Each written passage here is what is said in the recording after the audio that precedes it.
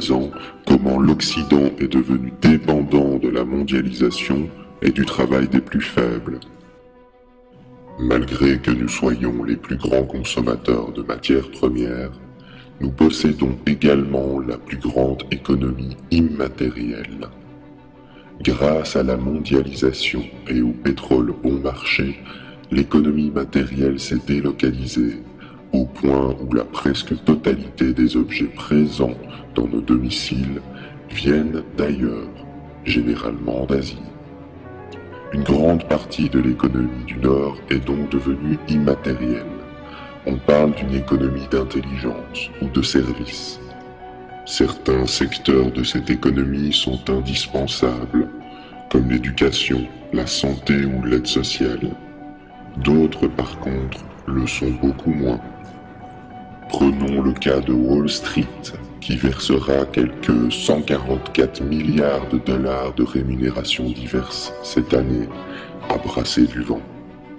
Bien sûr, nous produisons encore certains biens matériels chez nous, mais des secteurs comme l'agriculture, dont le rôle est vital pour la survie de l'humanité, sont en crise et résistent mal à la concurrence mondiale. De plus, les métiers manuels sont très mal perçus en société. Les paysans sont considérés comme stupides, sales, arriérés. L'économie immatérielle, quant à elle, ne cesse de croître au fur et à mesure que les villes se remplissent, ce qui accentue une dépendance invisible vis-à-vis du reste du monde productif. Ainsi, une quantité faramineuse d'emplois ne servent strictement à rien, si ce n'est à perpétuer le système lui-même et à combler un chômage potentiellement astronomique. Malheureusement, la population ignore souvent à quel point leur survie est dépendante des autres secteurs, très éloignés, trop éloignés. En Île-de-France, la dépendance alimentaire est de 4 jours seulement.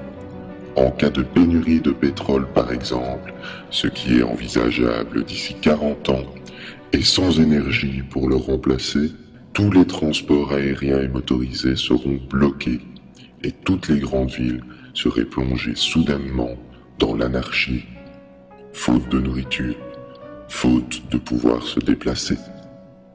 Les néolibéraux estiment que l'homme survivra par un effort soudain d'adaptation ou par l'apparition miraculeuse d'une technologie. Mais pourquoi attendre d'être au pied du mur?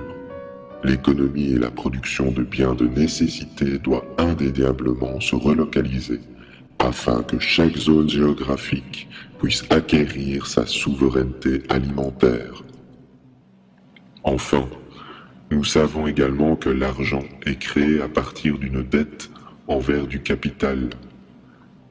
Vous pensiez que les banques prêtaient de l'argent des petits épargnants? Grave erreur.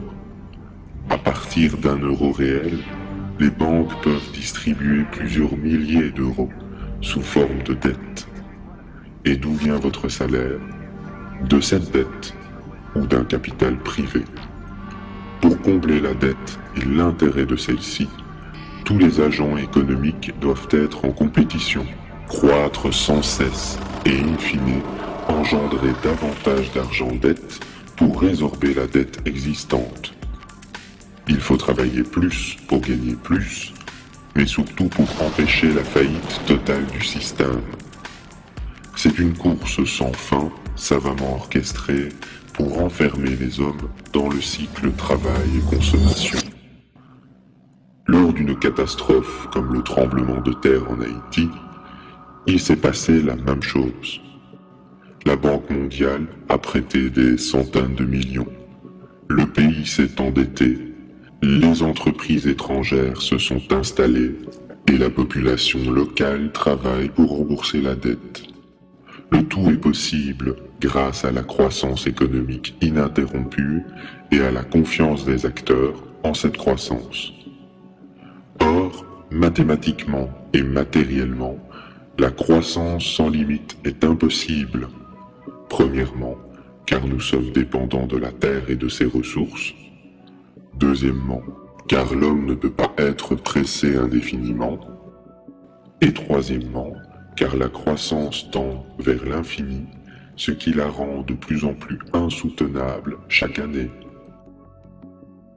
Concrètement, le développement des pays du Sud se fait par leur endettement vis-à-vis du Nord, obligeant ainsi les pays émergents à adopter l'économie occidentale tout en exploitant leurs ressources au bénéfice de l'Occident.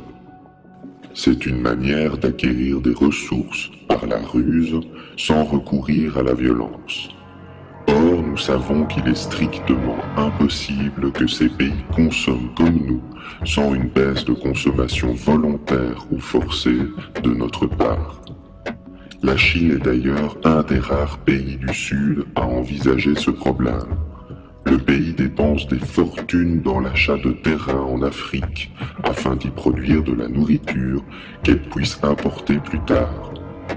Cette pratique démontre que pour atteindre un niveau de vie occidental, un pays doit nécessairement exploiter la force de travail et les ressources d'autres peuples. Cette situation est paradoxale, car seule une poignée d'individus profite réellement de la situation. Chez nous, non seulement notre mode de vie nous endette envers des institutions financières invisibles, mais nos chefs d'État sont forcés de se soumettre à elles en adoptant des politiques d'austérité. La société de consommation ne fait que renforcer notre endettement, notre soumission au travail, notre dépendance aux ressources du Sud et par la même occasion, la crise écologique et sanitaire. Comment arrive-t-il à vous convaincre de travailler plus, alors qu'en 2 semaines à peine, un homme produit autant de richesses aujourd'hui que pendant toute l'année 1900. Nous savons également que dans les sociétés primitives, 2 jours par semaine suffisaient à offrir un toit, à manger et à répondre aux besoins de la communauté. Sans glorifier le passé, imaginez ce qui serait possible avec nos techniques modernes des milliers de fois plus productives. Grâce aux nouvelles technologies, aux gains de productivité et à l'effort collectif, nous aurions dû évoluer naturellement vers une société moins travailleuse, axée sur le partage de ce qui est produit en surplus par une réduction générale du temps de travail. Se libérer du travail, ce que nous appelons le chômage, était une fatalité, un aboutissement de l'évolution. Nous en avons fait un tabou. Comme ce fut le cas tout au long de l'histoire humaine, un système en remplace un autre quand il atteint ses limites. Ce dont nous avons besoin, ce n'est pas seulement d'une révolution économique, mais également d'une révolution psychologique, d'un basculement des valeurs qui mènera à un changement de paradigme vers une société où l'égalité prendra un sens réel. Cela ne signifie pas que le travail va cesser d'exister. Une société sans activité ne peut pas être viable. Nous avons besoin localement d'une activité humaine, mais qui ne soit pas basée sur l'endettement, la croissance à tout prix ou le consumérisme.